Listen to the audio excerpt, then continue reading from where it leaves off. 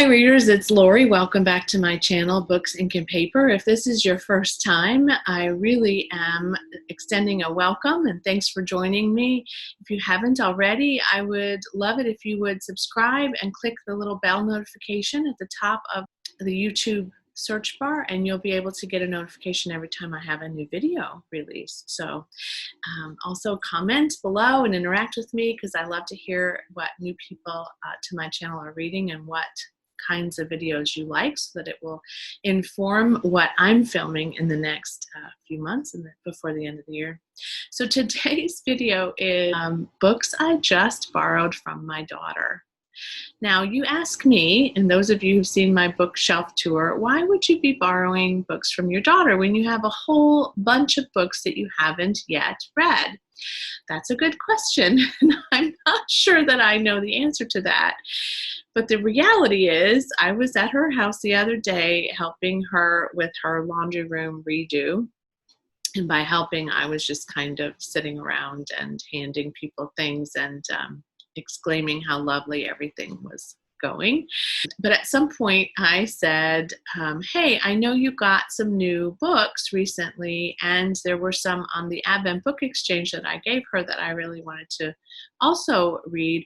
So I said, let me take a look at what's on your shelf. And I went in there with sort of an idea of one that I really wanted to pick up, and a sort of a topic that I really wanted to explore, and then I ended up coming out with 4. So here we go.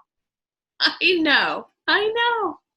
All right, the first one is Sharp Objects by Gillian Flynn. This is, I've only ever read Gone Girl by Gillian Flynn. I own the other one that she wrote, and I can't think of the name of it now. What is it? Dark Places. I own Dark Places, I think, on one of my devices, but I've never read this. It's very short. Megan liked it, and she picked it up to read because they made a mini-series, I think, of it on HBO, maybe? It stars Amy Adams, that I remember. And I started to watch it, and then I said, no, let's not do this until you've read the book. And so that was a while ago that came out. So I grabbed it, and I think I could finish it pretty quick. I maybe could even listen to it and finish it faster. Then, because I recently picked up Home Before Dark, I remembered that I had given her this Riley Sager novel during the Advent Book Exchange, and have been really wanting to read it for a while too, because I want to read everything Riley Sager's ever written. So this follows a girl who goes away with her friends on a trip, a vacation, and she's the only survivor of a mass murder of her friends.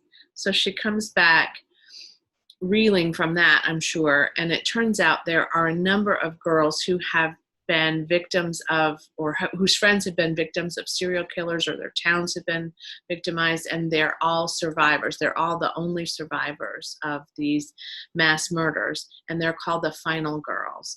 And that's really all I want to know. She liked it, said it was good, and like I said, Riley Sager is a new favorite of mine. So I grabbed that while I was there.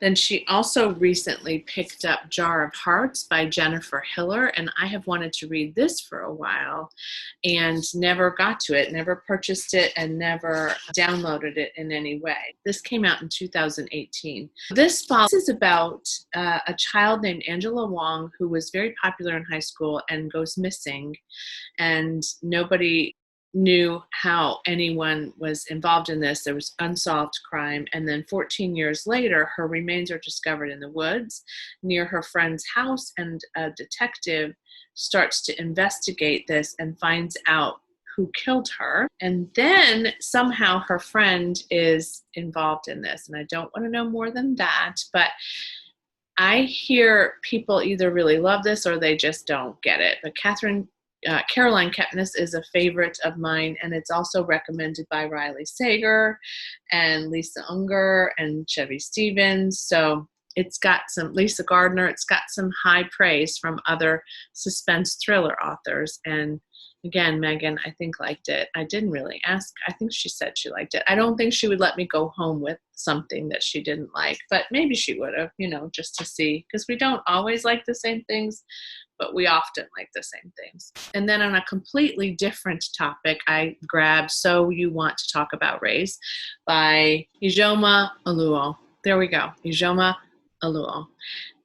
This is a great book right now, and it's always been a struggle for me to understand how to respond to people who make racist comments or tell racist jokes. It's always important to me to be able to respond to my friends of color in a way that is sensitive and understanding and empathetic, and also is, comes from a space of authenticity on my part, but curiosity on my part, but not creating a burden for them to have to explain something that I can find out on my own. So that's a really, it's a challenging issue for us right now, talking about race in a sensitive and impactful way, an understanding way. So this is something that I think is really important now, and is written by a woman who really cares about honest conversations about race, and for people to feel like they're prepared to have conversations about race, which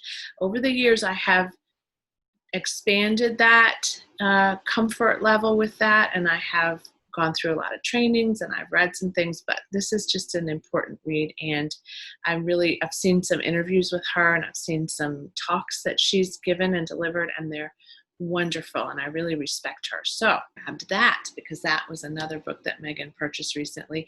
She hasn't read it yet, so I'm probably going to try to start with that one at the top so I can get it back to her fairly soon. And I'd like to get all of these back to her fairly soon, because I don't like to borrow books and then not get to them. And so I really wanted to do this video so I would be certain to kind of create this little borrow TBR and stick to it, and kind of focus on these reads for the next little while. I've had a really good reading month so far, and I'm really excited about how this month will finish and how much I'm going to be able to get read. So I'm back in the groove, so to speak. Thanks for joining me today. Let me know if you've read any of these. Let me know if you borrow books from somebody else. Who do you borrow from the most? I would say that I borrow from her a lot. That's about it right now. During the pandemic, I'm not borrowing books a lot from people. I think she's probably the one person I borrow the most from. I had fun with this video today. This is a new topic for me, and maybe one that I will do more videos around as I start borrowing more books. We shall see. But thanks again. I appreciate you. Can't wait to see the comments, and happy reading. Bye.